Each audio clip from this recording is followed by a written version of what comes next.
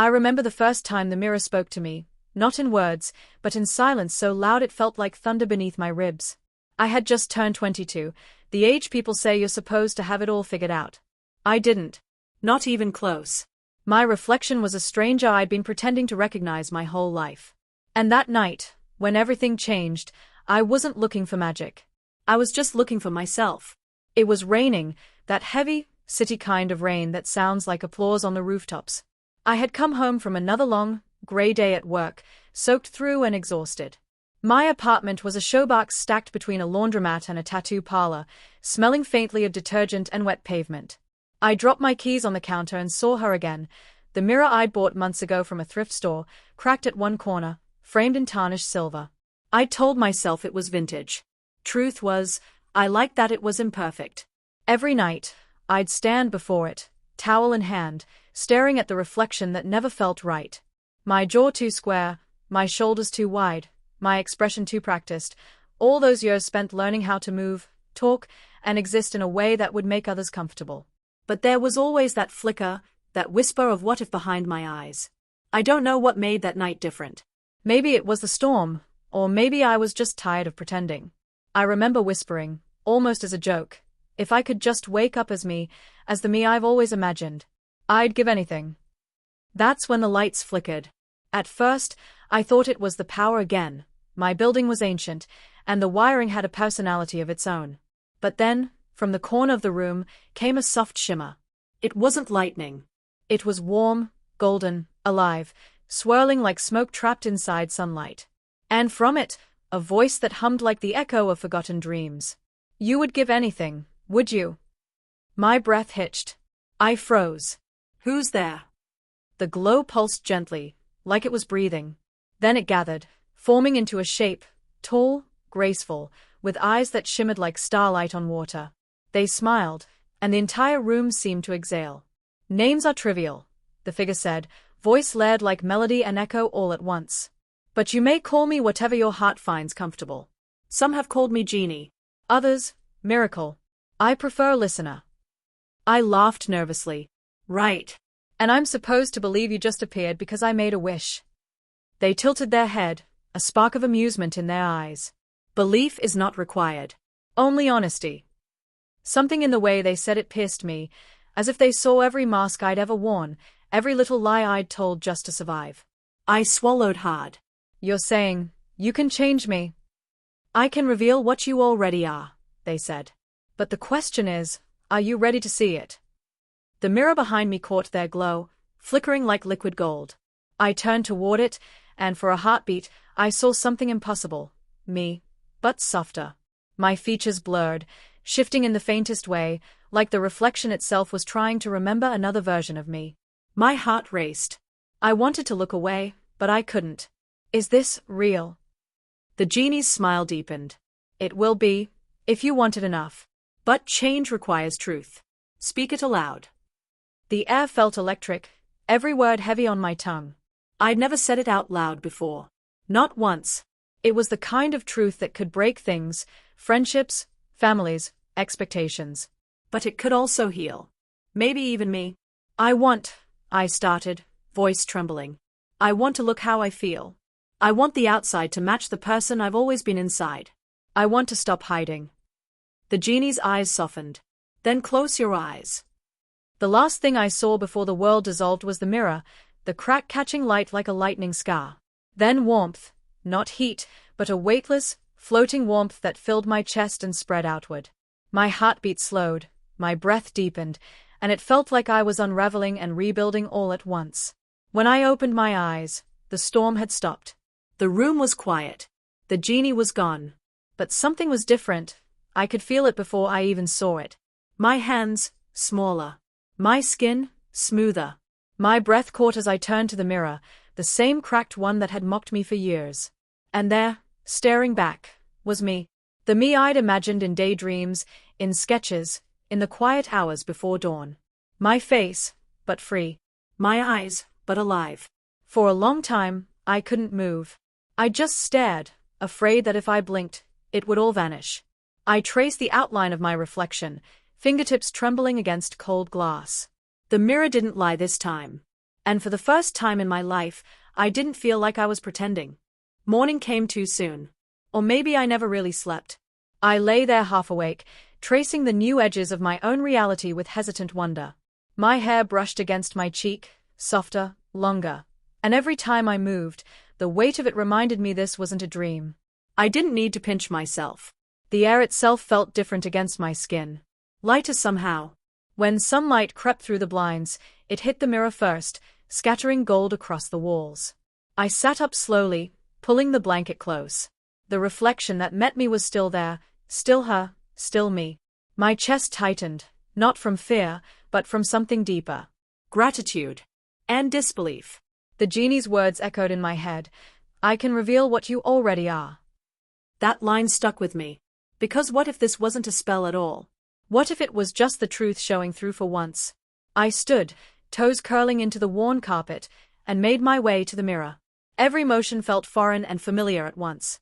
My reflection smiled nervously. It was a strange sensation to realize that smile was mine. I touched my face, then my throat, half expecting my old voice to break the illusion. "Good morning," I whispered.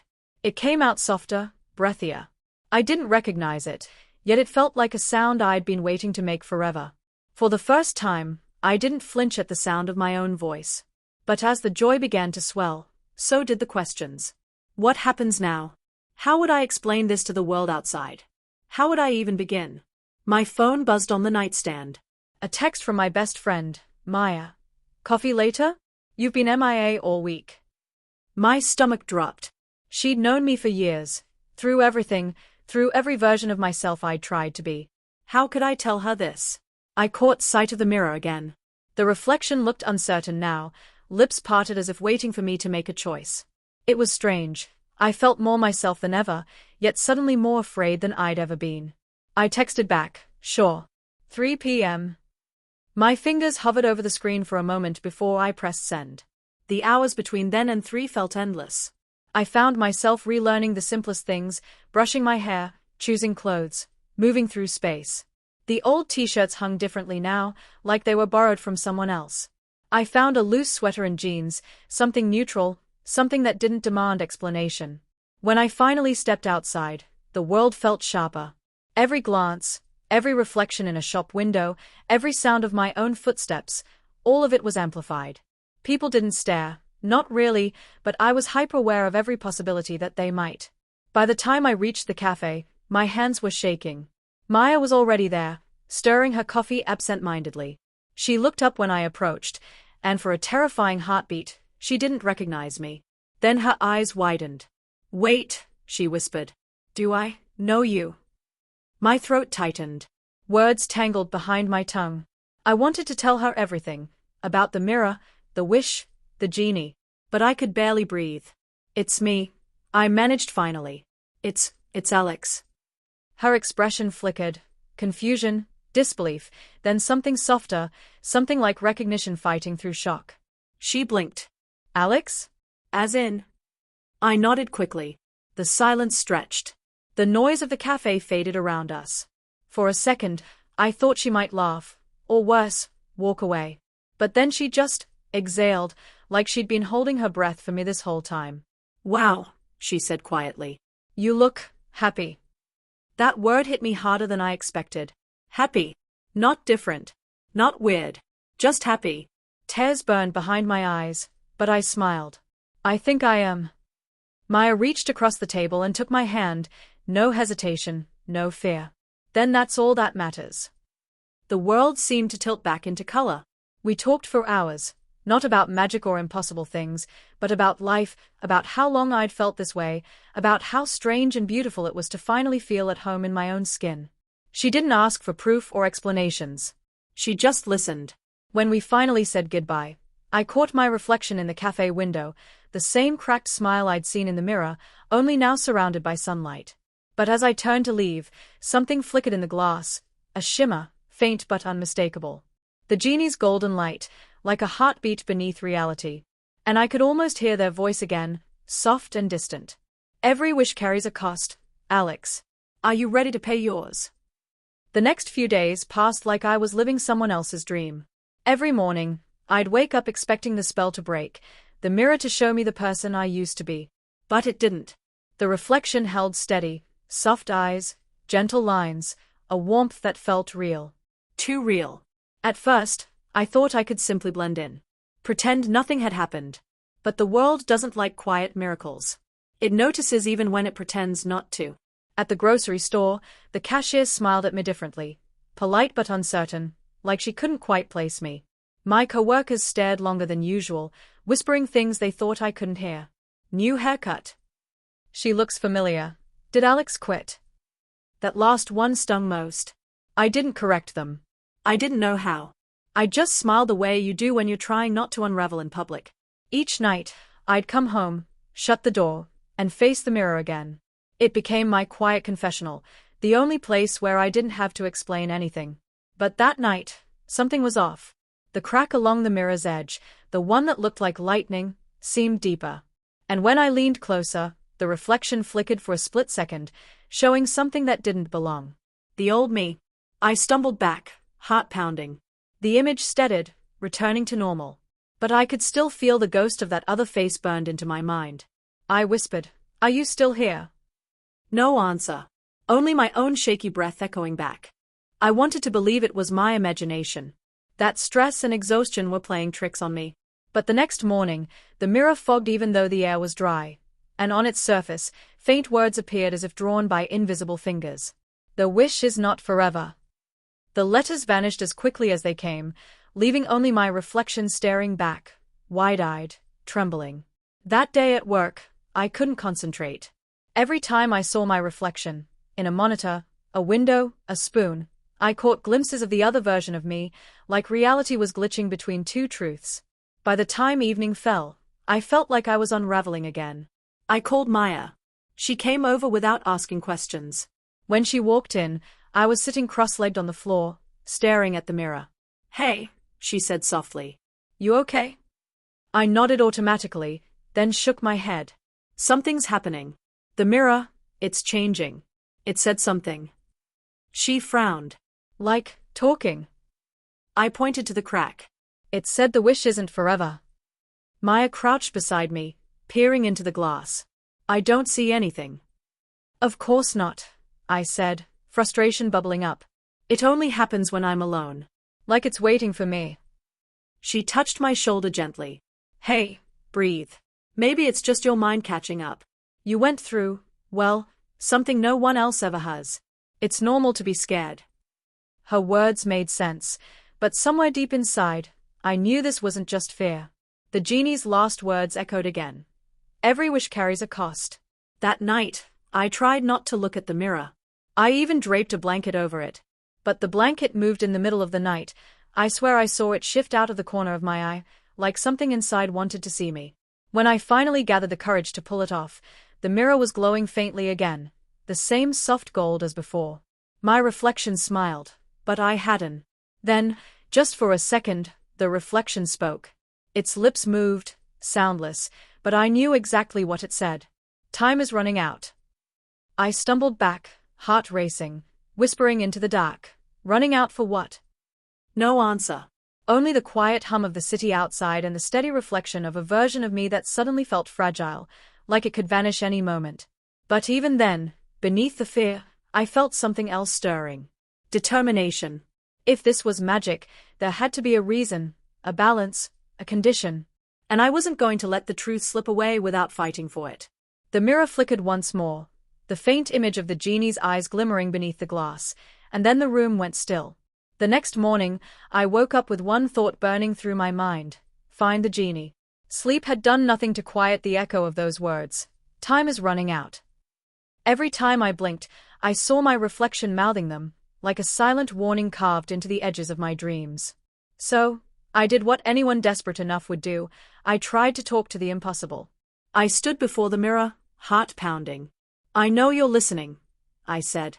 "You can't just give someone a miracle and then take it back without telling them why. If there's a cost, then tell me what it is."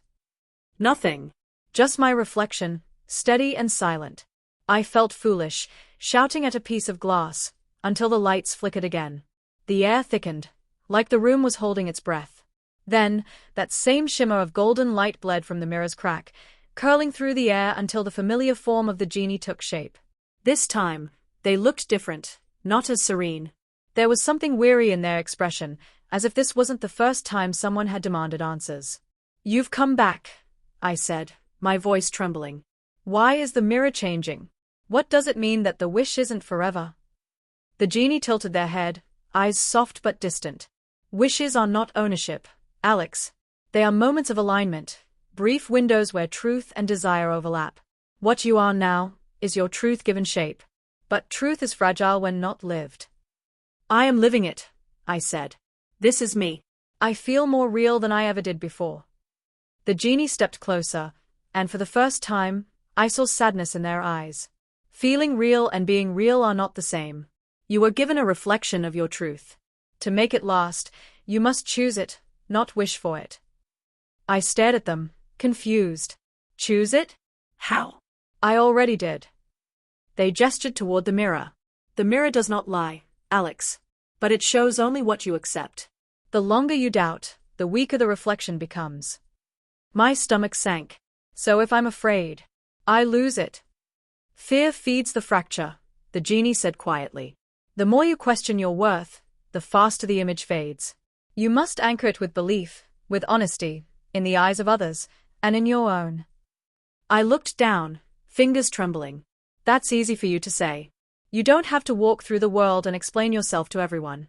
You don't know what it's like to be stared at, to be questioned, to feel like you're wrong for existing." The genie's gaze softened. "You're right. But I do know what it's like to grant a wish that someone isn't ready to receive. Power without peace is a curse in disguise." That silence that followed was heavy, but not cold. Just honest. "So what do I do?" I asked finally. "How do I keep this?" They smiled faintly. "Live it. Don't hide it. Don't apologize for it. The mirror is your witness, not your prison. But if you hide behind it, it will crumble." The glow around them began to fade, their outlines softening like smoke. I stepped forward instinctively. "Wait, will I see you again?" Their voice lingered like a whisper just before they disappeared. "Only if you stop believing in yourself." And then they were gone. The room returned to stillness. Only me and the mirror, the same crack, the same reflection. But this time, I understood the danger wasn't magic. It was doubt. That night, I stood before the mirror again. I whispered the words out loud, even though no one could hear me. "This is me. I am real. I deserve to exist." The mirror didn't glow, but something in me did. A warmth that spread quietly, like sunlight beneath the skin. But just as that peace began to settle, my phone buzzed. It was a message, from an unknown number. "You can't keep pretending to be someone you're not." No name. No context. Just that sentence. My hands shook as I read it again. Somehow, it felt connected, like the world itself was testing how much I truly believed what I'd just said. I looked back at the mirror. My reflection seemed steady, but when I blinked, for a single, breathless moment, I saw the old me again, eyes filled with fear. Then it was gone. I must have read that message a dozen times before my mind even processed the words. You can't keep pretending to be someone you're not. Pretending. The word hit like a stone through glass. For years, that's exactly what I had been doing, pretending to be someone I wasn't. And now, when I was finally not pretending, the world decided to accuse me of it anyway. My hands were shaking so badly I nearly dropped the phone. My first instinct was fear. Someone had found out, someone knew, and they were mocking me for it. But as the seconds passed, fear gave way to defiance. I texted back. Who is this? No reply. The 3 dots never appeared. The silence that followed was worse than any answer. I tried to breathe. The genie's words replayed in my head like a mantra I didn't fully believe yet. Don't hide. Don't apologize. Live it. I forced myself to put the phone down and look up. The mirror stood across the room, quiet and still. No shimmer, no words this time, just my reflection staring back, patient, almost encouraging. Okay, I whispered. Then I'll live it. The next day I went back to work. I didn't dress differently, not dramatically. Just enough to feel like myself. A light scarf, my hair brushed the way I liked it, confidence tucked beneath nerves. The first few minutes were awful. Conversations stopped when I walked into the office. My manager did a double take. But then, Slowly, life resumed its rhythm. People didn't know what to say, and silence became their way of coping. During lunch, Maya stopped by with 2 coffees.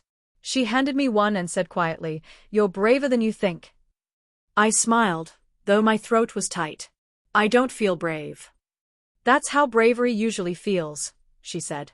Her kindness steadied me, and for a while the noise inside my head quieted. But that night, the mirror flickered again. Not gold this time, silver, cold, and trembling like moonlight on water. My reflection leaned forward on its own. The movement startled me so much I stumbled backward, but the voice that followed was calm, almost pleading. "You can't let them define you." I froze. "Who are you?" The reflection smiled faintly, my smile, but older somehow, wiser. "I'm who you'll become if you keep believing. But if you stop." The image fractured, a spiderweb of cracks racing across the glass, and the other version of me vanished. I touched the mirror, breath uneven. The surface was cold, but beneath the glass I could feel a faint hum, as if something alive still lingered there. I whispered, "I won't stop." For a moment, the crack glowed softly, and then the mirror went still again. That night, I finally understood what the genie meant. This wasn't just about appearances or magic. It was about learning to see myself, even when the world refused to. And maybe, the mirror wasn't threatening to take my reflection away. Maybe it was asking me to protect it. I knew eventually I'd have to tell my parents. The thought alone felt heavier than any spell, any warning the mirror could have given. Magic is easy compared to the weight of real conversations. It started with a call from my mother. Her voice came through the phone the same way it always did, warm, anxious, full of small talk that tried to cover big questions. "Sweetheart, it's been so long. When are you coming home for dinner? Your father misses you." I almost said never. Instead, I heard myself say, "Tomorrow." That night I could barely eat. The mirror glowed faintly behind me while I sat at the edge of my bed, practicing sentences under my breath. "Mom, Dad, I'm still me. Nothing's wrong. This is who I've always been." But every version sounded too small for the truth I needed to say. The next evening I took the train out of the city. The window reflected my face back at me, calm on the surface, chaos beneath. Every tunnel that swallowed the light felt like a deep breath I wasn't sure I'd release again. Their house hadn't changed, the same creaking porch light, the same lilac bush by the door. My mother opened it before I could knock, eyes lighting up, then pausing, confused. "Alex." Her voice faltered on the name, like it didn't quite fit the person standing in front of her. "It's me," I said softly. She stared for a long moment. Then, without a word, she pulled me into a hug. The scent of her laundry soap and the warmth of her arms hit me so hard I almost cried. For a heartbeat, I was just her child again. But when she pulled back, I saw the worry forming behind her eyes. "What happened to you?" she whispered. "You look different." "I am," I said, choosing honesty over comfort. "I made a change, one I should have made a long time ago." She blinked, searching for meaning. "Is this about your clothes? Your hair?"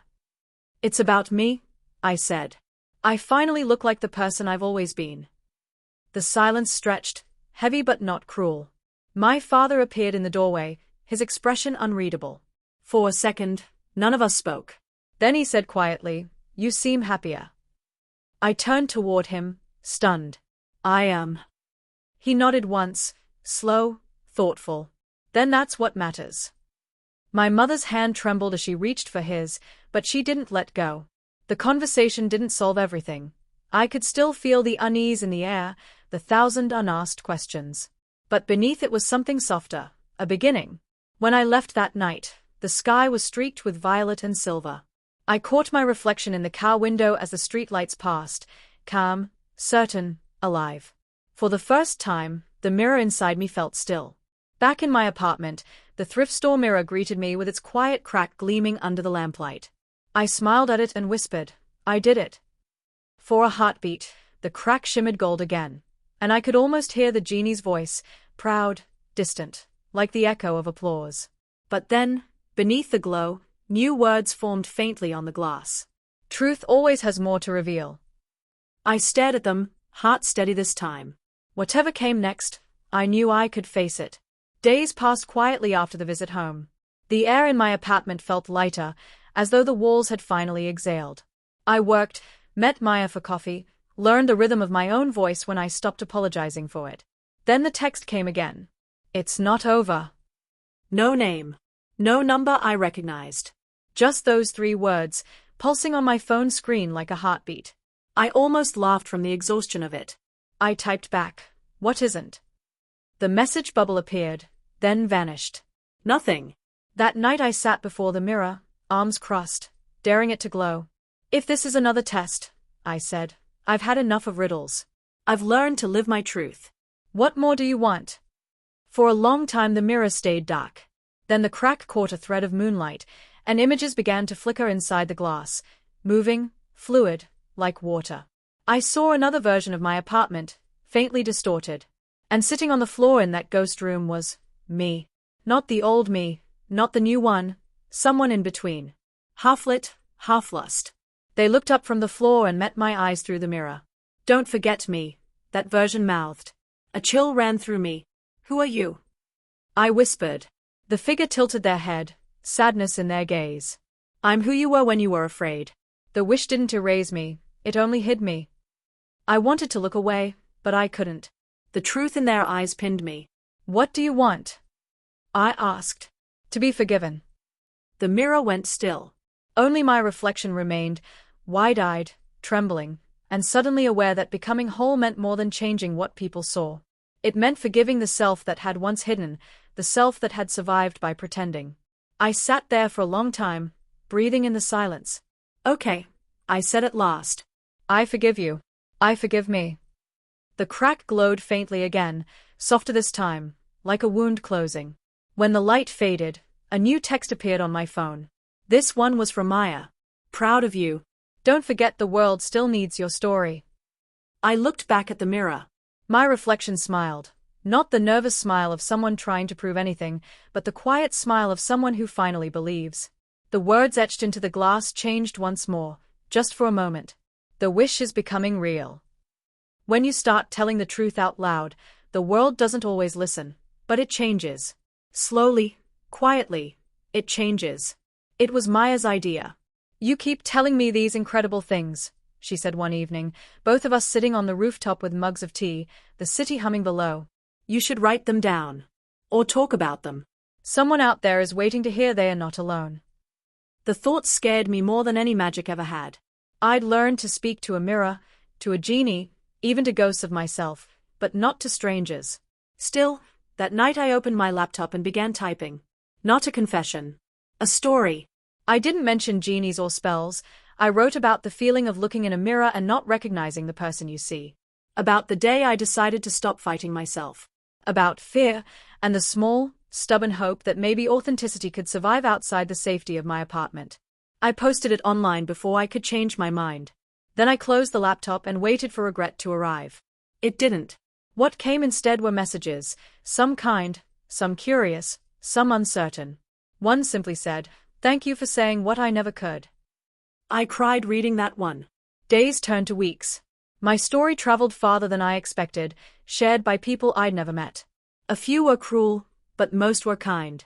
Every comment was a small echo of courage I hadn't known I had. Through it all, the mirror stayed quiet. I'd started to think maybe its work was done, that the genie had left me to live on my own terms. Until one night, as I brushed my hair before bed, the golden shimmer returned. Not bright this time, but soft, like candlelight breathing against the glass. The genie's reflection appeared beside mine, not towering or otherworldly, just present, gentle. "You've learned," they said. I smiled faintly. "I think I'm still learning."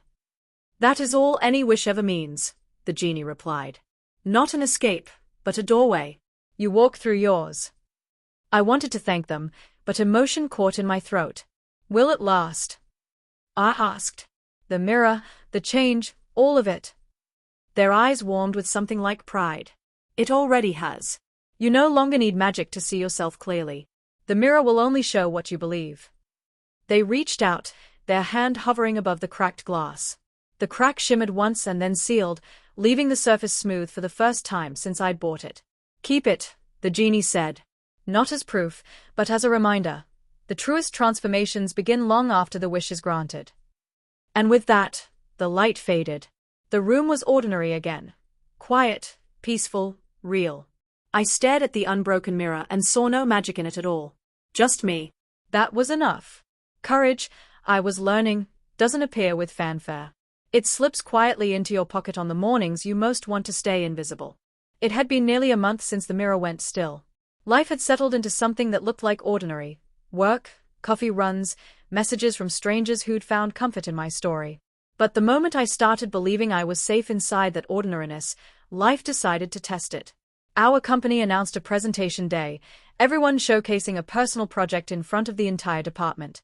Public speaking had always been my quiet nightmare. Now it came with a new kind of fear, being seen. Really seen. Maya nudged me as we sat in the back row waiting our turns. "You'll be fine," she whispered. "You talk like you write. People listen to that." When they called my name, my legs barely cooperated. The room blurred in the edges of fluorescent light. I walked up, heart thudding, palms slick.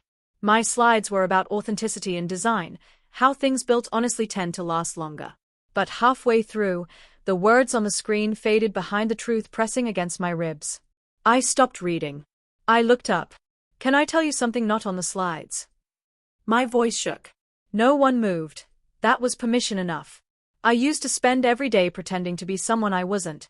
I thought changing myself would ruin everything. Turns out, it was the only way I could begin. The room was silent in that living way silence sometimes is, when everyone's breathing in sync without realizing it. I learned something from that. I continued. When you build anything, art, stories, even yourself, honesty is the strongest foundation. It might crack, it might scare people, but it holds. I finished. No grand applause, just a beat of stillness and then warm clapping that grew, wave by wave. Maya was grinning, eyes bright. As I stepped down, relief washed over me, not because I'd impressed anyone, but because I'd stayed visible. I'd been exactly who I was in front of everyone, and nothing broke. Not the room, not me. That night, back home, I stood before the mirror one more time. No glow, no whispers, no genie. Just the hum of the city outside my window. I touched the smooth glass. For the first time, I realized I didn't need it to tell me who I was. The mirror had become just another object, its magic absorbed into ordinary life. Still, I whispered a quiet thank you. Somewhere deep within the silver, a faint shimmer answered. Not a reply, just a gentle heartbeat of light. Then it faded, leaving only my reflection, tired, proud, whole. Sometimes I forget there was ever a wish. Life moves on so quietly that the magic blends into memory, like ink fading into the page it once marked. Months passed. Seasons changed. The mirror hung on my wall, now framed by strands of soft lights, a decoration, not a portal. Friends came over, laughter replaced the echoes that once haunted this place. Maya started calling it the mirror that listens. I liked that. It did listen, in its own way. One evening, I found myself standing before it again. There was no reason, just the quiet pull of nostalgia. My reflection stared back, older maybe, calmer definitely. I studied my face and realized something simple and beautiful. I didn't need to compare it to anything anymore. Not the past, not the wish, not anyone else. That realization filled me with a warmth so steady it almost hurt. I remember the first time I'd whispered into this glass, trembling, begging to be seen. How frightened I'd been of both the magic and myself. And now here I was, unafraid of either. The world hadn't become easier. There were still questions, stares, days when courage felt like a coat 2 sizes too big. But I'd learned that peace doesn't mean the absence of fear, it means walking with it, holding it by the hand like an old friend. As I looked deeper into the mirror, for a brief moment, I saw a glimmer. Not of light, but of memory. The genie's eyes, kind and knowing. No words this time. Just a feeling that hovered between us. You did it. I didn't just change, I whispered. I grew. The mirror caught the words and returned them softly, as though the room itself agreed. Outside, the city lights shimmered across the window. Somewhere, music played faintly, a melody I didn't recognize but somehow knew. I realized that life had become that way too, unfamiliar but deeply right. I turned off the lights, leaving the mirror glowing faintly from the reflections of the street. As I walked away, I caught one last glance, not to check, not to question, but simply to acknowledge. The reflection smiled. So did I. And just before the room went completely dark, a faint engraving appeared across the mirror's base, almost too soft to read. Wish granted, because you believed. That's how I knew the magic hadn't vanished. It had simply moved inside me, waiting for the next time I'd need it.